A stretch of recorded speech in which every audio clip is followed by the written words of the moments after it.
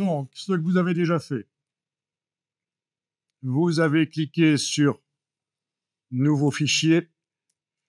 Je n'ai pas précisé ce qu'il fallait comme format, c'était juste pour avoir un document pour enclencher le démarrage de Illustrator. Vous voyez que vous avez les palettes qui sont n'importe comment, comme la personne qui a utilisé Illustrator précédemment les a laissées, et ça, c'est problématique. Donc, une première chose qui a été faite et que je vais faire ici aussi, donc on en est à la remise à zéro de Illustrator qui ne devrait être faite qu'aujourd'hui.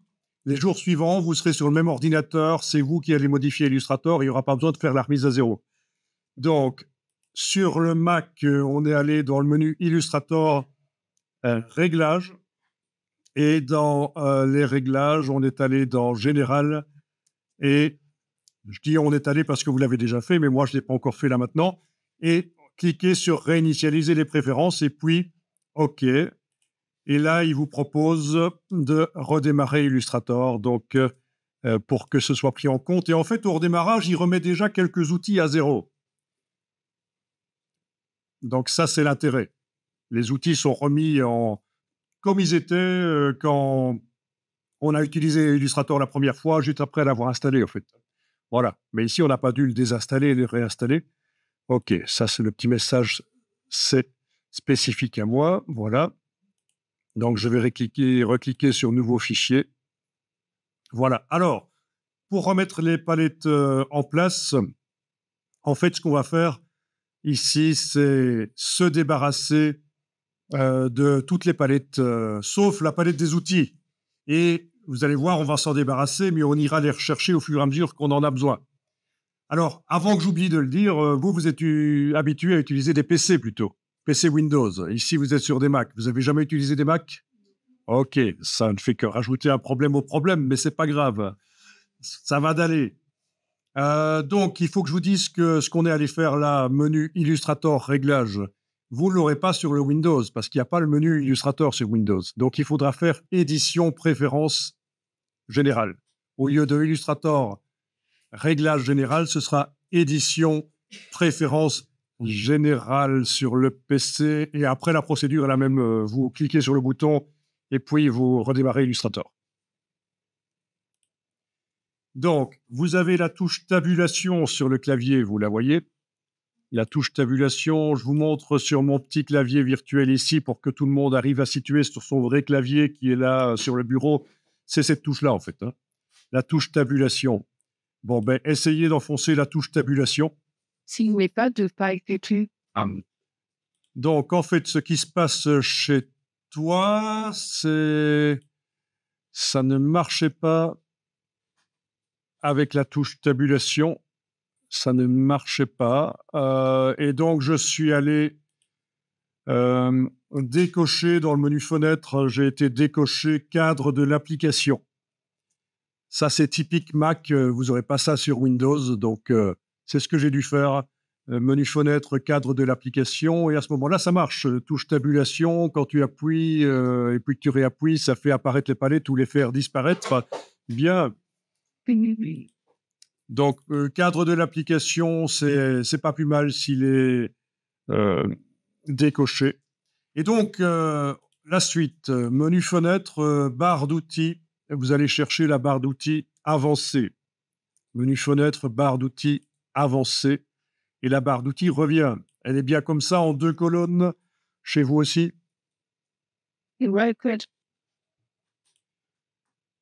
Bien. Écoutez, on va aller chercher une palette, une autre palette. C'est comme ça qu'on fera quand on devra aller chercher des palettes. On ira dans le menu fenêtre. Elles sont classées par ordre alphabétique. Vous voyez, c'est une liste par ordre alphabétique. Si je vous demande d'aller chercher, par exemple, la palette des calques, c'est la lettre C, c'est calque. Voilà. Et la palette des calques apparaît.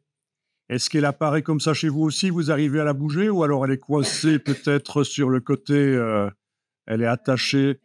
Elle est coincée comme ça sur le côté. Je viens de la coincer moi-même en l'amenant sur le côté droit. Donc, il vaut mieux qu'elle soit, justement, qu'on puisse la bouger comme on veut. Donc, vous prenez la palette par son nom, vous appuyez sur le nom calque, vous gardez appuyé, vous bougez. Comme ça, maintenant, vous pouvez la mettre où vous voulez. Ce sera beaucoup plus sympa pour la suite.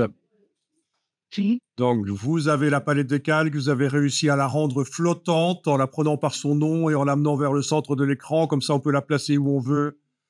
Voilà.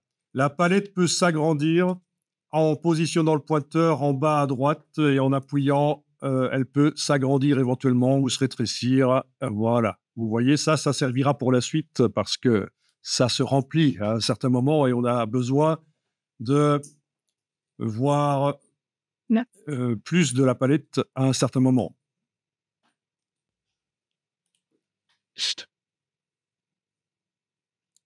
Alors, il y a une palette qui est super importante, c'est la palette contrôle. On va la faire apparaître, menu fenêtre, contrôle. Voilà, elle est là au-dessus. Normalement, vous la voyez sous les menus. Vous voyez la palette contrôle.